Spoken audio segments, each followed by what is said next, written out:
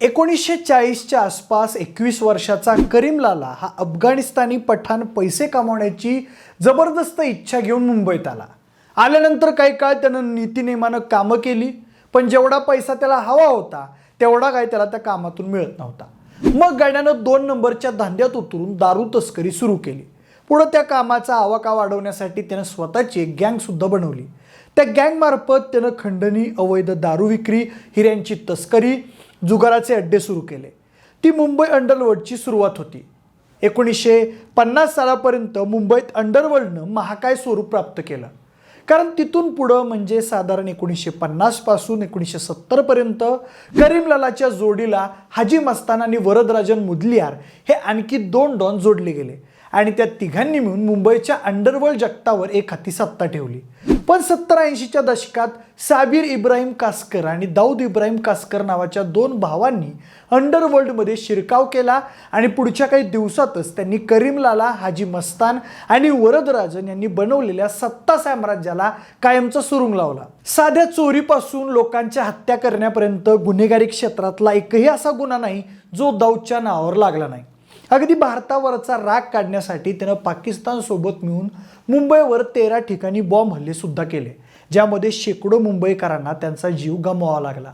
बॉलिवूड कलाकार आणि क्रिकेटर सोडा, अगदी काही पोलीस अधिकारी आणि राजकारणी लोकसुद्धा दाऊदच्या शब्दाला मान द्यायचे असं म्हणतात. दाऊदनं त्याच्या प्रत्येक दुश्मनाला एकतर आपल्या बाजूनं वळवलं किंवा मग त्याला कायमचं संपवलं. त्याच्या क्रूर कृत्याचे शेकडो साक्षीदार आजही मुंबईमध्ये पाहायला मिळतात. पण एका साध्या पोलीस कॉन्स्टेबलच्या पोरानं कशाच्या जीवावर त्याचं एवढं मोठं साम्राज्य उभं केलं होतं?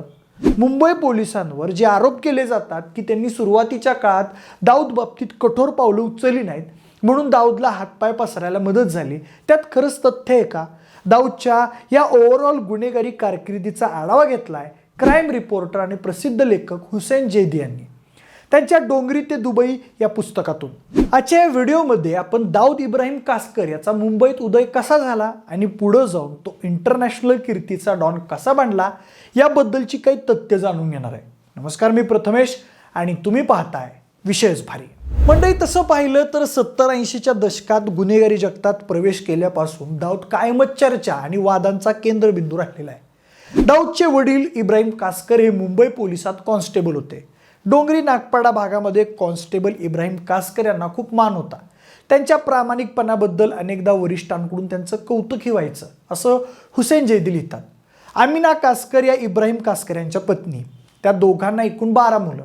त्यापैकी 2 नंबरचा मुलगा म्हणजे दाऊद. रत्नागिरीमधून हे कासकर कुटुंब मुंबईच्या डोंगरी भागात शिफ्ट झालं होतं. दाऊदला लहानपणापासून शिक्षणात इंटरेस्ट नव्हता. त्याला मित्र आणि पंटर लोकांसोबत टवाळक्या करणं आवडायचं. 7वीतनं शाळा सोडल्यानंतर दाऊदनं त्याच्या परिसरातल्या टवाळ मुलांसोबत लहान सहान चोऱ्या माऱ्या, लोकांच्या गळ्यातल्या साक्या हिसकावणं, पाकिटमारी, मारहाण अशा कारवाया सुरू केल्या. अगदी तेव्हापासून त्यानं स्वतःची गँग बनवायला सुरुवात केली होती. पुढं तो 20 वर्षाचा असताना तो त्याच्या गँगचा म्होरक्या म्हणून नावारूपाला आला होता. दाऊदच्या गुन्हेगारी कृत्यांबद्दल सुरुवातीच्या काळात त्याच्या वडिलांना जराही कल्पना नव्हती. पण दाऊदला सगळ्यात जास्त सपोर्ट होता तो त्याच्या मोठ्या भावाचा साबिर इब्राहिम कासकर. काही जण त्याचं नाव शब्बीर होतं असंही म्हणतात. दरम्यानच्या काळात दाऊद आणि त्याच्या भावानं फक्त चोऱ्या माऱ्या करण्यापुरतं मर्यादित न राहता करीमलालाच्या पठाण गँगला खुलेआम खुन्नस द्यायला सुरुवात केली होती. म्हणजे ज्या एरियात करीमलालाची माणसं तस्करीचा धंदा किंवा खंडणी गोळा करायची त्या एरियात जाऊन दाऊदची गँग त्यांच्या खुरापती काढून आपली दहशत प्रस्थापित करायची. दरम्यान अंडरवर्ल्ड डॉन करीमलालाच्या माणसांना अद्दल घडवतायत म्हणून काही पोलीस सुद्धा कासकर बंधूंना त्यावेळी मोकळीक द्यायचे.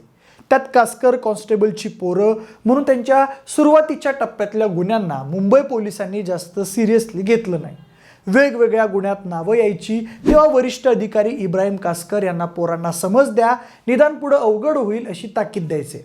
दरम्यान पोरांनी केलेली वेडीवाकडी गोष्ट कानावर पडली की घरी आल्यावर इब्राहिम कासकर दाऊद आणि त्याचा मोठा भाऊ साबिरला कमरेचा पट्टा काढून बदलत असायचे. पण तोपर्यंत फार उशीर झालेला होता. दाऊद आणि साबिरीची ट्रेन रिटर्न तिकीट नसणाऱ्या मार्गावर चालू पडली होती. दरम्यानच्या काळात जोर आपली दहशत पसरत नाही तोवर मुंबई अंडरवर्ल्डमध्ये आपला दबदबा तयार होणार नाही याची दाऊदला खात्री पटली होती. त्यामुळे त्याने एक मोठं पाऊल उचलायचं ठरवलं. KGF मधल्या रॉकी बाईसारखं किसी को मेरा नामिश नहीं पता ही भावना त्याचं मन खात होती. पुढं मग त्यानं थेट तेव्हाचा सर्वात मोठा अंडरवर्ल्ड डॉन हाजी मस्तानची पैशानं भरून येणारी गाडी लुटण्याचा प्लॅन आखला. त्यातून त्याला हे दाखवून द्यायचं होतं की आता मस्तानच्या साम्राज्याला सुरुंग लावायला कासकर बंधूंनी जंगलात पाऊल ठेवलंय. पण त्या कामात रिस्क मोठी होती. पण तरीही 19 वर्षांच्या दाऊदनं त्याचा भाऊ साबिर आणि काही साथीदारांसोबत ते डेअरिंग केलंच. पण त्याच्याकडून एक मोठी गलती झाली. त्यानं हाजी मस्तानचे म्हणून मुंबईतल्या कर्नाक बंदर भागातल्या मेट्रोपॉलिटन कोऑपरेटिव्ह बँकेचे पैसे लुटले. त्यामुळं फक्त गुन्हेगारच नाही तर मुंबई पोलीस आणि अनेक वर्तमानपत्रांचंही दाऊद आणि त्याच्या गँगकडे लक्ष केलं. मुंबईच्या कोणत्याही गुन्हेगाराकडून घातला गेलेला तोपर्यंतचा सर्वात मोठा दरोडा होता. झालं त्या दरोड्याची खबर दाऊदचे वडील इब्राहिम कासकर यांच्या कानावर गेली आणि त्यांना धक्काच बसला. दाऊद इब्राहिमवर डोंगरी ते दुबई हे पुस्तक लिहिणारे ज्येष्ठ पत्रकार एस हुसेन जैदी यांनी पुस्तकात त्या प्रसंगाचं वर्णन लिहिलंय. ते लिहितात की दरोडा टाकल्यानंतर दाऊद आणि साबिर दोघंही अंडरग्राऊंड झाले. पण इब्राहिमचं, त्याच्या मित्राचं आणि हितचिंतकांचं असं स्वतःचं एक नेटवर्क होतं. त्यांच्यामार्फत त्याने दोन्ही मुलांचा शोध घ्यायला सुरुवात केली. पुढं अनेक दिवस शोधल्यानंतर ते दोघं भायखळ्यातल्या एका मित्राच्या घरी लपून बसल्याचं या संतापलेल्या बापाला समजलं. तिथून तो दोघांनाही घरी घेऊन गेला.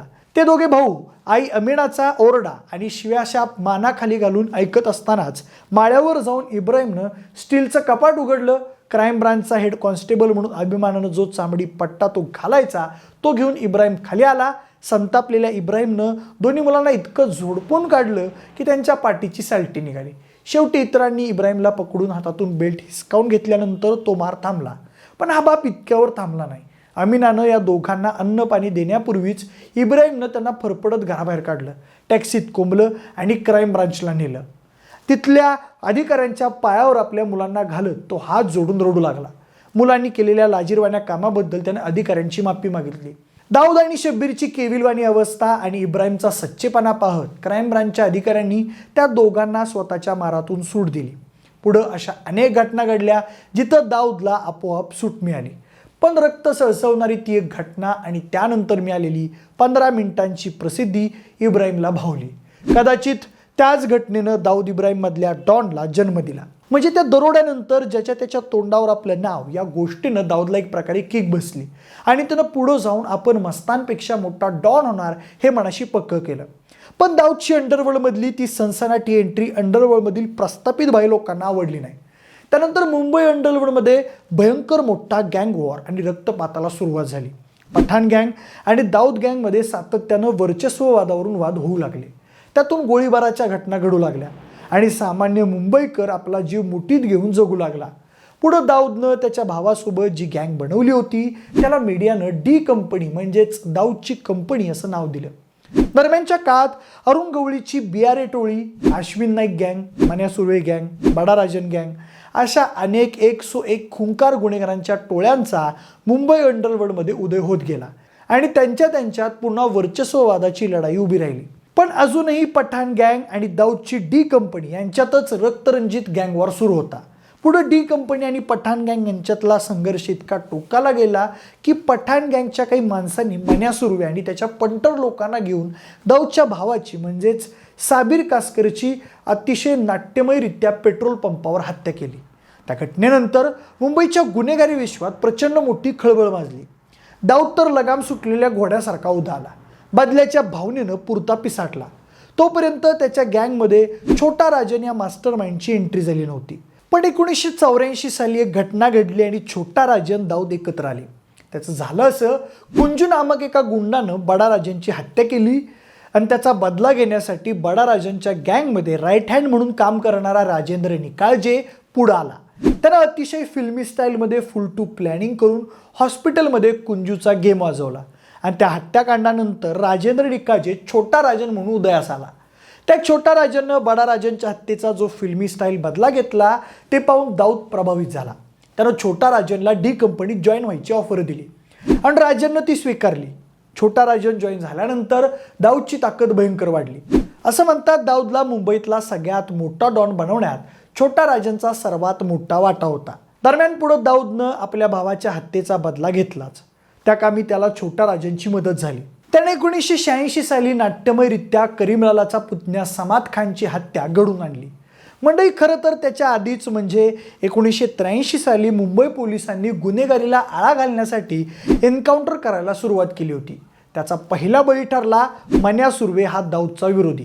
काही जणांच्या मते त्यावेळी मुंबईत अशी अफवा उडत होती की दाऊदच्या इच्छेनंच मन्याचा एन्काउंटर करण्यात आला होता. पण काळाच्या ओघात त्या अफवांना ब्रेक लागला.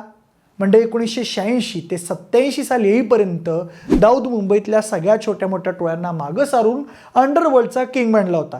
त्याच्या इच्छेनं सगळे 2 नंबरचे धंदे केले जायचे. असं म्हणतात त्याची तेव्हा बॉलिवूड स्टार, क्रिकेटर्स, राजकारणी आणि पोलीस अधिकाऱ्यांसोबत उडबस असायची. त्याच्या एका शब्दावर मुंबईची सूत्र हलायची. दरम्यानच्या काळात त्याचं अनेक बॉलिवूड अभिनेत्रींसोबत नाव जोडलं गेलं. पण सगळ्यात जास्त चर्चा झाली ते राम तेरी गंगा मेली मधल्या मंदाकिनीची. कारण दोघांना अनेकदा एकत्र पाहण्यात आलं होतं. दाऊदनं तिला काम द्या म्हणून अनेक निर्मात्यांना फोन केल्याचंही बोललं जातं. त्यानं क्रिकेटच्या सट्ट्यातही स्वतःचा दबदबा निर्माण केला होता. त्याची पॉवर अफाट वाढली होती. पण तरीही अरुण गवळी गँग आणि अश्विन नाईक गँग त्याला शरण आले नव्हते. त्यांच्यातला भयंकर गँग वॉर सुरूच होता.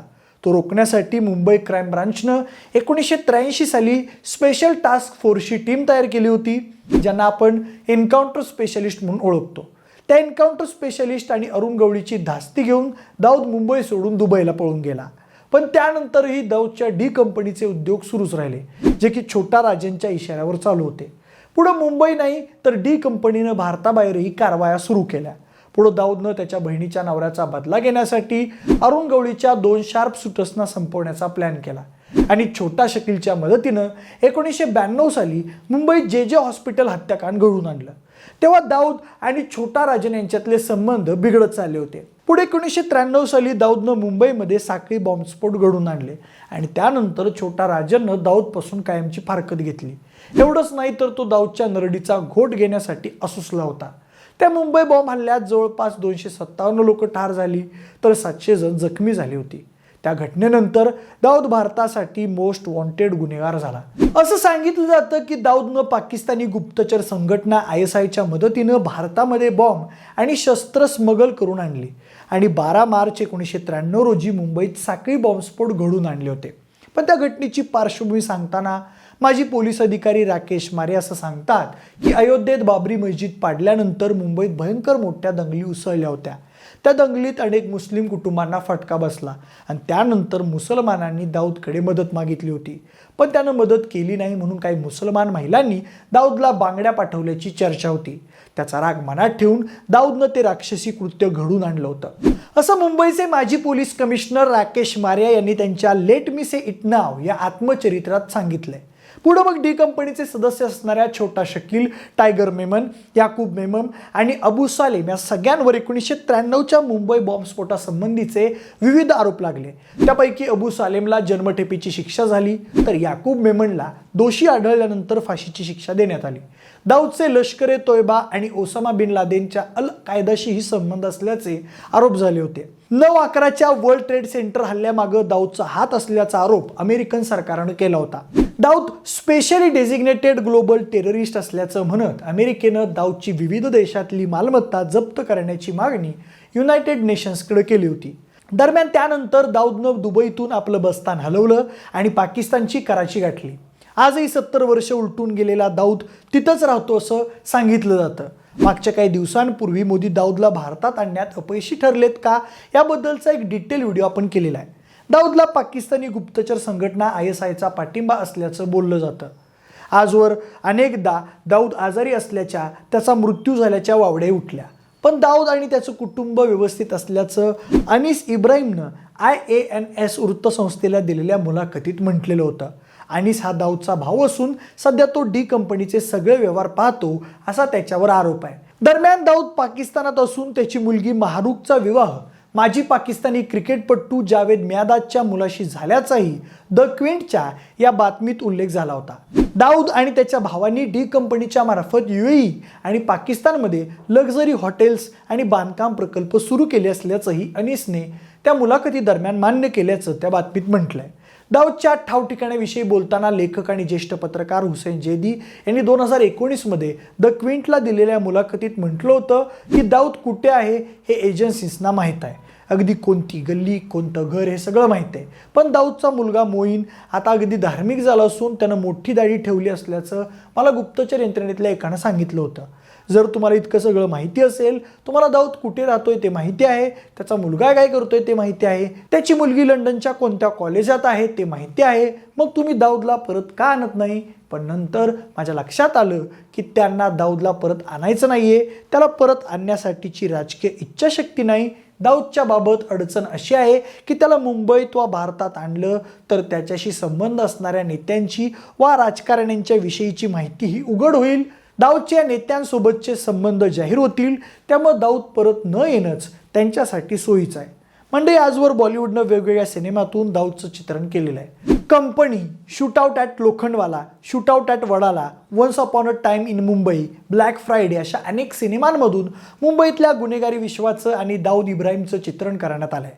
1990च्या दशकात दाऊद इब्राहिमनं दुबईमध्ये दिलेल्या पार्ट्यांना बॉलिवूडच्या अनेक स्टार्सनी हजेरी लावली होती. त्याविषयीचे अनेक व्हिडिओजही इंटरनेटवर पाहायला मिळतात. अगदी टी सिरीजच्या गुलशन कुमार यांच्या हत्येमागे अबू सालेम आणि पर्यायानं डी गँगचा हात असल्याचंही म्हटलं गेलं होतं. तर अबू सालेमनं संजय दत्तच्या घरी जाऊन त्याला हत्यारं दिली अशी कबुली संजय दत्तने दिली होती. बॉलिवूडसारखंच दाऊद आणि क्रिकेटचीही कायम चर्चा झालेली आहे. शारजाच्या क्रिकेट स्टेडियममध्ये बसून सामना पाहणाऱ्या दाऊद इब्राहिमचा व्हिडिओ उपलब्ध आहे. 1987 मध्ये एका सामन्यादरम्यान दाऊद इब्राहिमनं ड्रेसिंग रूममध्ये येत टीमच्या सदस्यांना टोयोटा कार देऊ केल्याचं दिलीप वेंगसरकर यांनी म्हटलं होतं.